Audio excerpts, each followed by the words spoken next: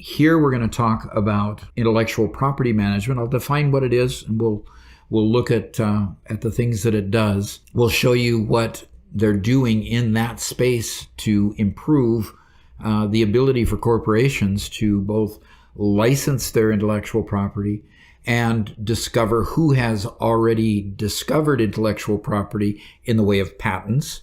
And by doing so, they can, accelerate their ability to monetize their intellectual property and license their patents out to other people to use.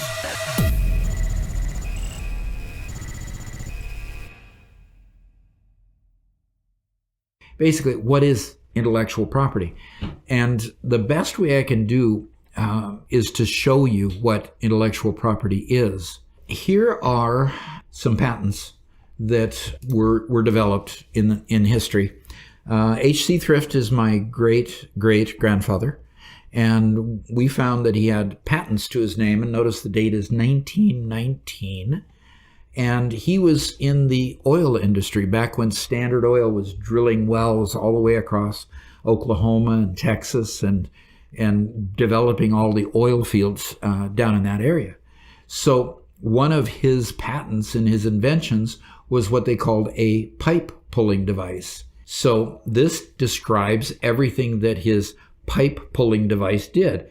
The important part about these is that here's all the diagrams that show what it's about, but there's a bunch of legalese that appears in all of these patents where the attorney has to get in there and write up the big description as to what the patent is.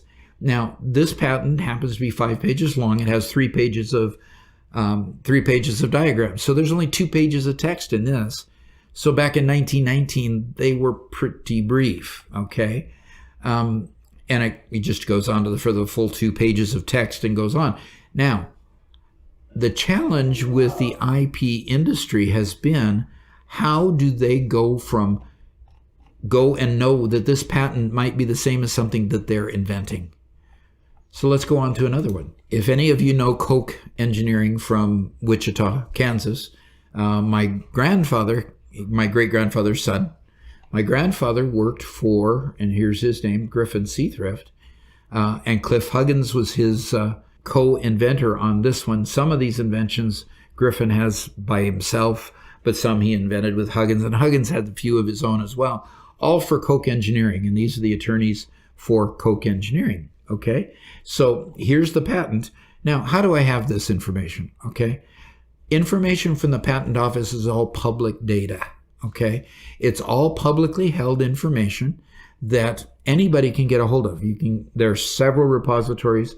In fact, most of them are free repositories where you can get PDF copies of any and all of these patent notices. So here you see this one's 9 pages long, and we're on the 3rd page and it's diagrams, 4th page is diagrams, 5th page diagrams, and here we actually get to the text. You see this one's a lot newer, 1956. So being newer, it's a lot clearer. It's very well typewritten. Now the challenge is, back again, how do you dig into this text and know exactly what you're dealing with? How can you get a summary of this text and be able to understand all the different patents that may apply to your particular invention that you're wanting to get patented? Well, it was pretty much next to impossible until computers came along, but even not very possible at that point because they still had to do a lot of reading of the text, and it wasn't very possible to do that until AI came along that could read the text and then summarize the text along with it so that a summary could be provided to users, okay? So we go, about 4 pages of text here, and that's about all in 1956. Believe me, they're a lot longer today. So patent after patent. Here's another H.C. Thrift pressure controlling mechanism, more stuff for the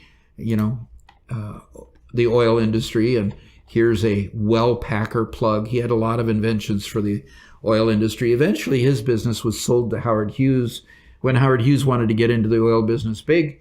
and my great-grandfather wanted to retire, and his son, Griffin Thrift, didn't want to take it over, so he had moved on already. So away it went, and of course, I didn't have the option to get any money out of it, of course. That's the way things go. Okay, so now you know what a patent is, and you can probably get a picture now for how difficult it is to be able to take this information and actually make viable sense of it and do so quickly. Basically what happened was that in order to get through this, you had to hire a bank of attorneys, and those attorneys, they might not be familiar exactly with your business, but they know how to read legalese.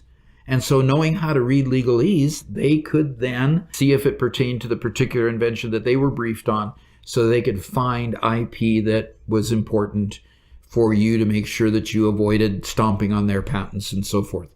Or to look for, if you're building something, make sure that you got the right licenses for particular patent holders so that you didn't get sued in court, that type of thing. So how did blockchain solve the problem? Let's move on. In 2017, IPwe is the way they pronounce that. They created a global patent market. They combined information and tools to identify patents and research and understand them. Okay, so they basically wanted to bring transparency and efficiency and get rid of the wasted costs of hiring banks of attorneys and cut out, they say, billions in costs, so that they could focus on small to mid-sized businesses who frankly don't have the kind of money it takes to do the research on all these patents.